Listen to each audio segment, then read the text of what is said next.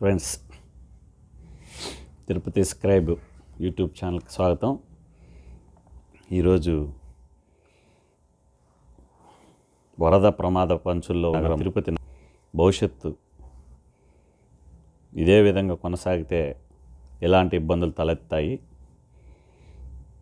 అలాంటి ఇబ్బందులు తలెత్తకుండా తిరుపతి నగరాన్ని సురక్షిత నగరంగా మలుచుకోవాలంటే ఎలాంటి చర్యలు తీసుకోవాలి, తక్షణం తిరుపతి నగరాన్ని వరద ప్రమాదం నుంచి తప్పించాలంటే ఏం చేయాలి అనే దాని మీద తిరుపతి నగరంలో తిరుపతి తాగునీటి వనరుల పరిరక్షణ కోసం ప్రత్యక్షంగాను పరోక్షంగాను తిరుపతి వాసులుగా ఉంటూ స్థానికులుగా ఉన్న అనేక మంది న్యాయస్థానాల ద్వారాను, అలాగే ప్రజా ఉద్యమాల ద్వారాను, ప్రజా వేదికల మీద నుంచి తమ వాడిని వినిపించడం ద్వారాను ఈ సమస్య మీద పనిచేస్తున్న వాళ్ళు చాలామంది ఉన్నారు.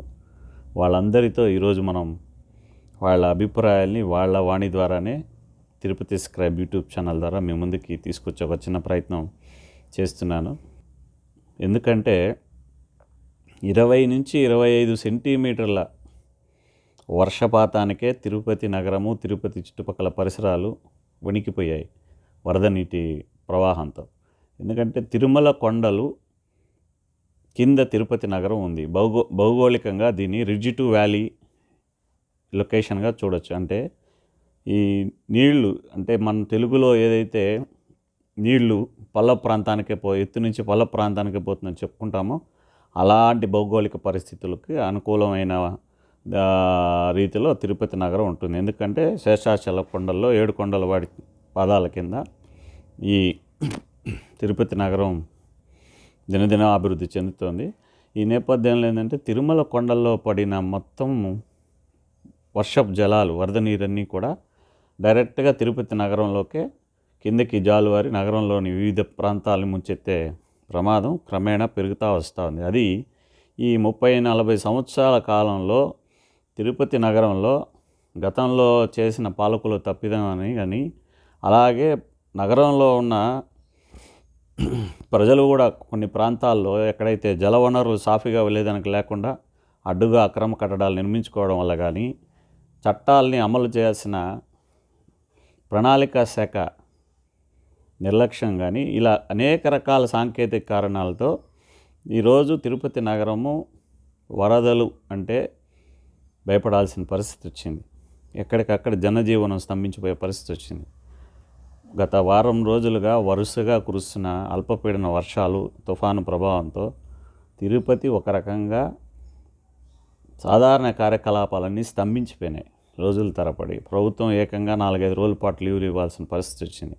సో ఈ అత్యవసర పరిస్థితి, ఈ దుస్థితి ఎందుకు వచ్చింది అనేది పునరాలోచించుకుంటే తిరుపతి నగరానికి ప్రధాన నీటి వనరులుగా ఉన్న చెరువులు కానీ, కుంటలు కానీ, అట్లాగే కొండ నుంచి వచ్చే జలపాతాలు తిరుపతిని దాటుకుని సొన్నముఖి నది పరివాహక ప్రాంతంలో కలిసేందుకు ఉన్నటువంటి ప్రధాన కాలువలు కూడా అన్నీ కుచించుకుపోయి వాటి మీద అక్రమ కట్టడాలు పెరిగిపోయి ఆ జలవనరులు వాటి సహజమైన ఒక మార్గాలను కోల్పోయి అపసవ్య దిశలో చుట్టుపక్కల ప్రాంతాలకి ఎటు పక్కన నీళ్లు ప్రవహించడానికి మార్గం ఉంటే అటు వెళ్ళిపోతున్నాయి. ఆ నీళ్లు జనావాసాల మీద పడి, కాలనీల మీద పడి నగరాన్ని చుట్టూ ముంచెత్తే పరిస్థితులు తలెత్తున్నాయి. ఇదే స్థితి కొనసాగితే భవిష్యత్తులో ఇంకా ఈసారి అదృష్టవశాత్తు ప్రాణ నష్టం అవి సంభవించలేదు. భవిష్యత్తులో ఒక 20-25 సెంటీమీటర్ల నుంచి కనీసం 30-35 సెంటీమీటర్ల వర్షంగా నమోదైతే తిరుపతి పట్టణాన్ని ఊహించుకోవడానికి కూడా దాదాపు ఏం మిగిలే పరిస్థితి ఉండదు.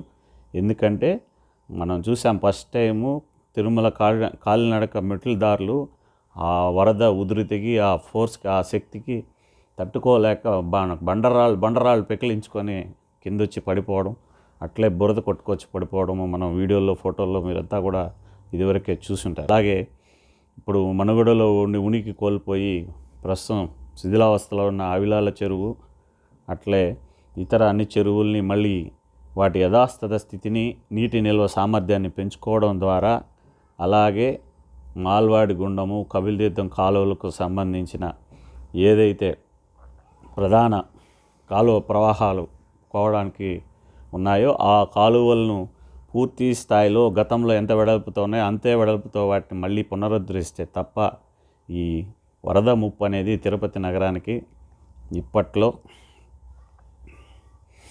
తప్పే పరిస్థితి ఉండదు. కాబట్టి టీటీడీ ఇంజనీరింగ్ అధికారులు, తిరుపతి మున్సిపల్ కార్పొరేషన్ ఇంజనీర్లు, అట్లే టీటీడీ ఉన్నతాధికారులు, మున్సిపల్ కార్పొరేషన్ ఉన్నతాధికారులు దీని మీద ఇరిగేషన్ శాఖ సహాయం తీసుకొని ఒక నిర్దిష్టమైన ప్రతిపాదనలను గౌరవ ముఖ్యమంత్రి జగన్మోహన్ రెడ్డి గారి ముందు ఉంచి ఈ తిరుపతి నగరాన్ని సురక్షిత నగరంగా మార్చడానికి ఇదొక సరైన సమయము. ఆ దిశగా చర్యలు తీసుకోవాల్సి ఉంది.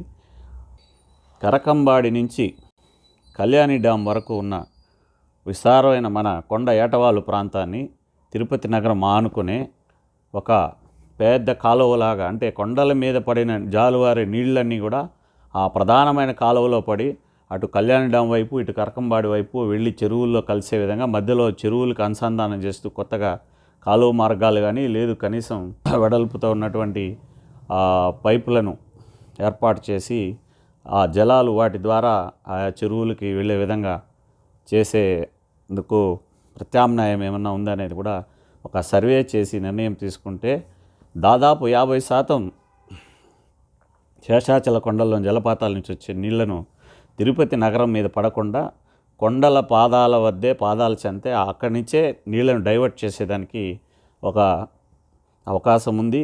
దీనికి నిధులు వ్యయం చేసేందుకు అటు టీటీడీ కూడా ముందుకొచ్చి సహకరిస్తే ఖచ్చితంగా ఇది నీటి వనరులను తిరుపతి నగరానికి, తిరుమలకు నిల్వ చేసుకోవడానికి ఒక అద్భుతమైన అవకాశం ఉంటుంది.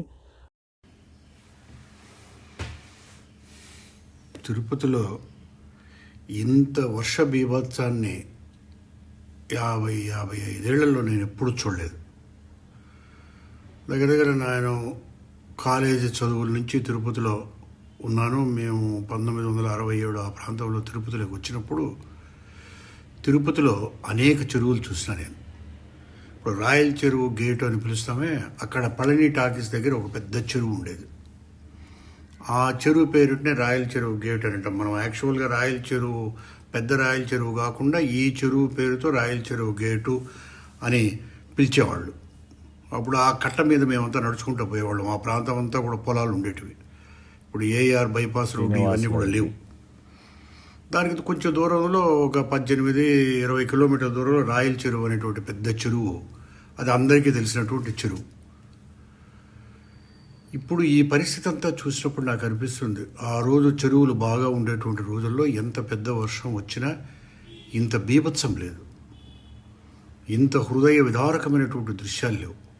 ఏనుగులు, పశువులు కుట్టకపోవడం ఏమిటే, స్వర్ణముఖి ఒడ్డున ఉండేటువంటి అక్రమంగా నిర్మించినటువంటి ఇల్లు కొట్టుకొని పోవడం ఏమిటి.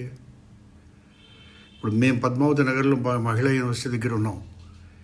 ఇక్కడ పద్మావతి యూనివర్సిటీ దగ్గర పెద్ద వరద మాదిరిగా నీళ్లు గత ఉధృతంగా ప్రవహించడం అనేది ఆశ్చర్యాన్ని కలిగిస్తున్నది.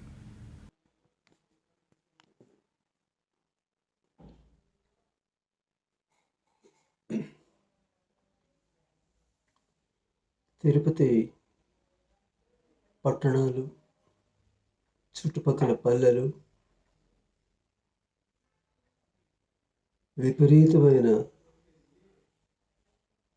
వానలతో అలమటించిపోతున్నారు. ఈ విధంగా వర్షాలు మునుపెప్పుడు నాకు తెలిసినంత వరకు ఎప్పుడూ రాలే.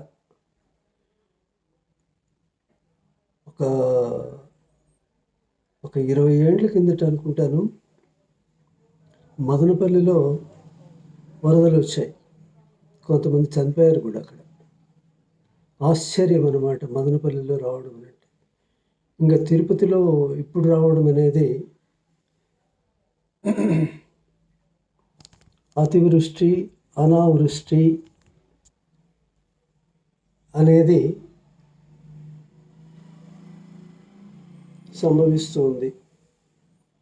ఈ అతివృష్టి అనావృష్టి అనేది వాతావరణంలో మార్పుల వల్ల జరుగుతూ ఉన్నాయి. అంటే ఆంగ్లంలో క్లైమేట్ చేంజ్ అంటారు. ఈ వాతావరణ మార్పులు కంటిన్యూస్గా వస్తూనే ఉంటాయి. ప్రపంచంలో ఎక్కడైనా కూడా మనం వాతావరణ మార్పులను మనము నిలుపుదల చేయలేము, కానీ దానికి మన మానవాళికి అనుకూలంగా వాతావరణాన్ని మనం మలుచుకోవడానికి ఏం చేయాలి అంటే, పూర్వీకులు మనం చెప్పినట్టుగా భూమి, నీరు, గాలి, అగ్ని, ఆకాశము అనే పంచభూతాలను అనుక్షణము కాపాడుకుంటూ, పరిరక్షించుకుంటూ, గౌరవిస్తూ, వాటికి ఎలాంటి ఆటంకాలన్నీ కల్పించకుండా మన జీవితాన్ని కొనసాగించడం అనేది మానవుల యొక్క ముఖ్య బాధ్యత. తిరుపతిలో నిన్నటి రోజు ఈ విధంగా జరగటానికి కారణం ఇప్పటి వరకు నాకు అర్థం కాలేదు. ఎందుకంటే 2016 సంవత్సరంలో మద్రాసు నగరాన్ని పూర్తిగా ముంచెత్తినా కూడా ఈ వర్షం ఆ రోజుల్లో దాదాపుగా 1.5 నెల వర్షం పడుతూనే ఉండింది. ఎక్కడ కూడా నిన్న జరిగినటువంటి సంఘటనలు జరగలేదు. ఆ 1.5 నెల వర్షం పడినా కూడా. అయితే ఉన్నట్టుండి నిన్నటి రోజు ఈ విధంగా తిరుపతి అవటానికి కారణం ఏందనేది ఇప్పటి వరకు కూడా ఎవరికి అర్థం కాలేదు. అయితే తిరుమల పైన అధిక వర్షం కురిసిన దానివల్ల అక్కడి నుంచి ఈ యొక్క నీరంతా కూడా కిందకు వచ్చి తిరుపతిని ఉంచడానికి కారణమైంది ఒకటి. రెండోది, గతంలో కూడా ఈ విధంగా వర్షాలు పడినప్పటికీ ఆ యొక్క నీరు, ఆ కాలువలు, చెరువులు ఇవన్నీ ఉంటే వాటిలో నుండి ఇక్కడి నుంచి కింద చెరువులకి, అక్కడి నుంచి తర్వాత స్వర్ణముఖి నదికి, అక్కడి నుంచి సముద్రానికి వెళ్ళేటటువంటి సౌలభ్యాలు ఉండేటివి. అయితే ఇప్పుడు అవన్నీ కూడా పూర్తిగా ఆ కాలువలు, ఆ యొక్క చెరువులు ఇవన్నీ కూడా ధ్వంసం చేసేసి ఈ యొక్క నిన్న జరిగిన సంఘటనకి కారణం అని చెప్పేసి నేను అనుకుంటున్నాను. తిరుపతి పుర ప్రజలకు, అధికారులకు నమస్కారములు. ఈ 2 రోజుల్లో మనమందరము ఆ వర్షపు నీటి యొక్క బాధను అనుభవించాము. చాలా ఇల్లు కొట్టుకుపోయింది, చాలా నష్టం ఏర్పడింది. అదేవిధంగా పాలకులు కూడా దానికి తగినట్టుగా సహాయక చర్యలు ముమ్మరంగా చేస్తూనే ఉన్నారు.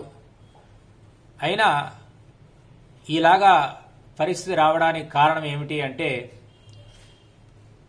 ప్రాచీన కాలంలో మన తిరుపతిలో సుమారుగా 31 చెరువులు నాకు తెలిసినదే ఉంది. అంటే 60-70లలో మనం చూసిన చెరువులు తిరుపతిలో చాలా ఉన్నాయి. వాటిని మనం కాపాడుకోలేకపోయాం కాబట్టే ఇటువంటి పరిస్థితి మనకు ఏర్పడింది.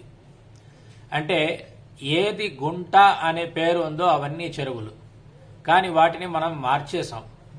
సింగాలగుంట, కొర్లగుంట, రిజర్వాయర్ కాలనీని పేరు పెట్టాం. అంటే సంస్కృత విద్యాపీఠం ముందర అది రిజర్వాయర్ అంటే వచ్చిన నీటిని కాపాడే చోటు. అది ఇప్పుడు రిజర్వాయర్ రోడ్ అయిపోయింది, రిజర్వాయర్ కాలనీగా కూడా అయిపోయింది. ఇంకా కూడా మనం అక్కడ నీటిని స్టోర్ చేసేదానికి అవకాశాలు కూడా ఉన్నాయి. తర్వాత మంచినీళ్ళ గుంట ఉంది, దాని కింద మంగళిగుంట, చాకలిగుంట అనే 2 పక్క పక్కన ఉండేది.